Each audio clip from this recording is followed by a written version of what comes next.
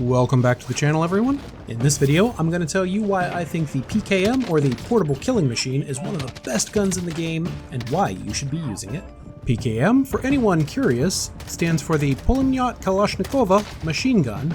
The weapon from Call of Duty Modern Warfare is based on a general-purpose machine gun from the Soviet Union, which started seeing service back in 1961. But that's plenty of history for today's lesson. Jumping right into the stats, the PKM has a base range of 40 meters. And this is really nice because this is one of the few guns in the game which only has 2 damage ranges, so it's going to feel very consistent when you're using it. To add to that consistency, the number of shots to kill are just about the same no matter what, whether you're within that 40 meter range or beyond it. Getting right into the raw damage numbers, if you are within that 40 meter range, a headshot's going to deal 46 damage, a chest shot is going to deal 34 damage, and a shot to the stomach or the limbs is going to be 31 damage. Outside of that 40 meter range, a headshot is good for 42 damage, a chest shot is 30 damage, and stomach and limb shots are going to be 28 damage apiece. And going along with the consistency theme of the PKM is that a fully armor-plated enemy in Warzone with 250 hit points is always going to take you 6 shots to the head to kill if those are all headshots. And that doesn't matter if you're beyond that 40 meter range or inside of it. If you're hitting chest shots within that 40 meter range, it's only going to take 8 shots to kill, whereas outside that 40 meter range, it's going to take 9 shots to kill.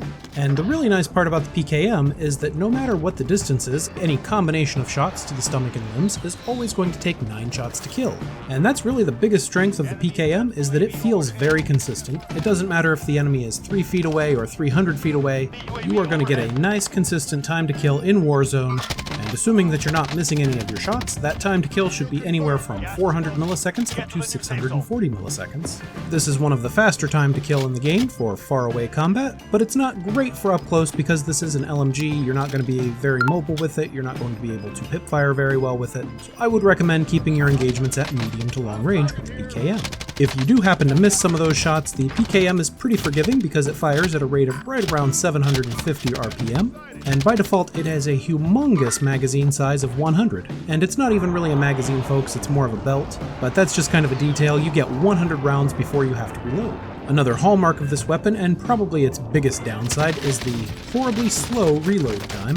This weapon takes 7.9 seconds to reload, unless of course you're using sleight of hand, and that will save you about 1.7 seconds. Taking it down to about 6.2 seconds to reload. The other very important base stat to hit on is the aim down sight speed, or ADS speed, and that's coming in at right around 300 milliseconds, so it's definitely slower than most of your assault rifles. The other major downside of this weapon is that your movement speed is going to be down right around 86%, and your ADS movement speed is going to be atrociously slow at about 47%. So while this definitely is not the most mobile of weapons meant for extreme rushing situations, this is a great weapon if you like to hang back and just pick off a few kills. Recoil on the PKM is also very easy to manage, and like I said, if you miss a few shots, you do have that 750 RPM fire rate, as well as the 100 round belt magazine to help make up for any shots that you do happen to miss. The next thing to talk about with the PKM is what I like to run as a second weapon when I'm wielding one of these monsters.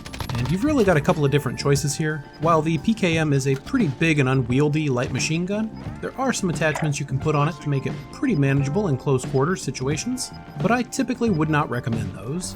What I would recommend is setting your PKM up for medium to long range engagements and then having a nice backup which excels in close quarters combat. Current favorites in the meta would be the Origin shotgun, the MP7, or the MP5, although really any close range weapon that you like will pair very well with the PKM. Just like with every weapon in Warzone, you get 5 attachments to choose from when you're outfitting your PKM, so let's talk about attachments. First off, it's no secret that every single weapon and every single loadout should have a suppressor on it. Just like with most other guns, the monolithic suppressor is a wonderful choice of a suppressor for the PKM. And unlike other guns, the monolithic suppressor is unlocked very early in the leveling up process of this gun. If you feel like the monolithic suppressor makes the PKM just a little bit too slow, you can also go with the lightweight suppressor. That's a great backup choice, or a really good choice if you want your PKM to be faster in handling. The lightweight suppressor does not add anything at all to your ADS speed. The tactical suppressor makes your ADS speed about 26 milliseconds slower, and the monolithic suppressor is going to add about 34 milliseconds to your aim down sight speed. So again, I would go with either the lightweight suppressor or the monolithic suppressor. The monolithic suppressor is superior if you're going to be engaging in battles that are farther away, but the lightweight suppressor is pretty good up close. and because of the very consistent nature of the PKM, the lightweight suppressor isn't going to take away much. As for the barrel attachment, you get three choices here. There is the 18.2-inch compact barrel, the 25.9-inch heavy barrel, and the 26.9-inch extended barrel. If you really feel like you need a barrel attachment for the PKM, I would probably recommend the 26.9-inch extended barrel, but in most situations it's not going to make that big of a difference, so you can just skip the barrel attachment altogether. As for the laser, you kind of get the three standard options with the laser. You get the 1 milliwatt, 5 milliwatt, or the tack laser. And if you don't mind giving away your position when it's exposed, I'd recommend one of the green lasers, depending on your playstyle. But again, the tack laser is definitely not a necessity on this class. And that's going to be a consistent theme throughout the PKM. There are really no must-have attachments like there are with some weapons. As for an optic, you can rock the iron sights on the PKM just fine, but if you're trying to hit targets that are farther away, I would recommend the VLK 3X scope. As for the stock, I see two really good options here. The two that I like are the Forge Tac Ultralight and then the FSS Close Quarter stock. The Forge Tac Ultralight helps with your aim walking movement speed just a little bit, and the FSS Close Quarter stock helps with your aim down sight speed. I tend to lean toward the Forge Tac Ultralight just because I really have gotten used to strafing left and right when I shoot, but the FSS Close Quarter stock is a good choice too. With the underbarrel attachments, you have a few good choices in here. Since they recently fixed the Merc foregrip and that now hurts your movement speed, I would probably stay away from that one just because you don't want this gun to be any slower than it absolutely has to be when you're trying to move around the map. So if you're going to put an underbarrel attachment on there, I like the Snatch Grip because that actually helps with your aim down sight speed as well as your recoil. Or you could also go with the good old reliable Commando foregrip. Getting into the different ammunition choices, you only have two, and really neither one of them is necessary. You've got 100 round belt by default. You can swap that out for a 150 round belt or a 200 round belt. I personally would leave this blank or go with the 150 round belt, and I like the 150 round magazine for a couple of reasons. First is the obvious reason that you get the extra 50 shots before you have to reload. Second, because the number of rounds that you can carry is 210, this gives you 50 additional rounds that you wouldn't have had otherwise. This prevents you from running out of ammunition. And third, and this one's going to be really hard to quantify unless you go out and play with this belt magazine for yourself, I feel like you have less recoil with the 150 round mag than you get with the 100 round magazine. And I know that it's not listed in the in-game stats, and I can't even reproduce it with a wall test, but for some reason the recoil just feels better to me, and when I'm running pre-game drills with the 150 round magazine, I can very easily take down 8 computer bots at 250 health apiece, while with the 100 round magazine, the default magazine, I can only take out 4 computer bots. So yeah, there's something about that 150 round drum that I don't know what it is, but it just feels right to me. The movement penalty for that 150 round mag is only about 3% compared to about 5% for the 200 round mag, and I really feel like my character's starting to just crawl through molasses when I put on that 200 round mag, so I prefer the 150 or nothing. Getting into the rear grip attachments, you've just got the good old trusty stippled grip tape if you want to help with your aim down sight and your sprint to fire speed. I probably wouldn't mess with the other two at all, and even that stippled grip tape, that only takes your aim down sight speed down just a little bit, and I feel like there are better attachments for this gun. Finally, getting into the weapon perks, there are only a few worth even talking about here. First of all, you've got fully loaded. That's always a great contender for anything that you intend to grab late game. And you've also got sleight of hand. As I mentioned before, sleight of hand is going to take about 1.7 seconds off of that horribly slow reload time.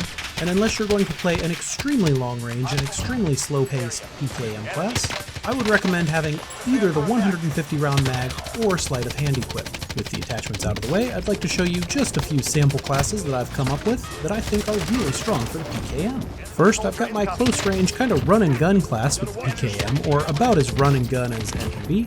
And on this class, I have the lightweight suppressor, the 18.2 inch compact barrel, the VLK 3X optic, the 150 round belt magazine, and sleight of hand perk. Believe it or not, even though this is only really meant for close range, this is effective at pretty long distances out there. I would say up to 70 or 80 meters pretty effectively, unless you're against a sniper.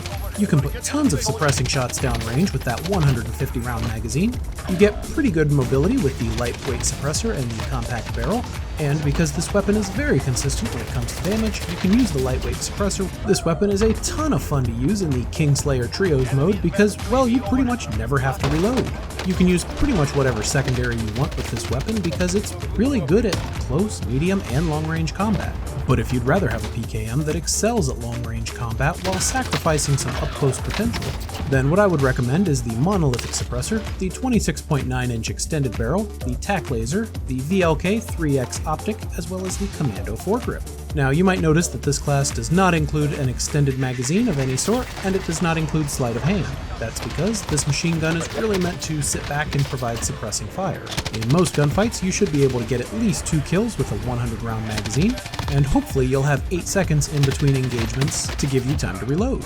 I had a lot of fun making this video about the PKM, and if you had a lot of fun listening to it, then it would help me out so much if you just dropped a like right now. And if you're excited for Call of Duty Black Ops Cold War coming out later this year, and you want all the best tips, tricks, and tactics on guns in that game, then be sure to subscribe to the channel so you don't miss out on my future uploads. And as always, thank you very much for watching.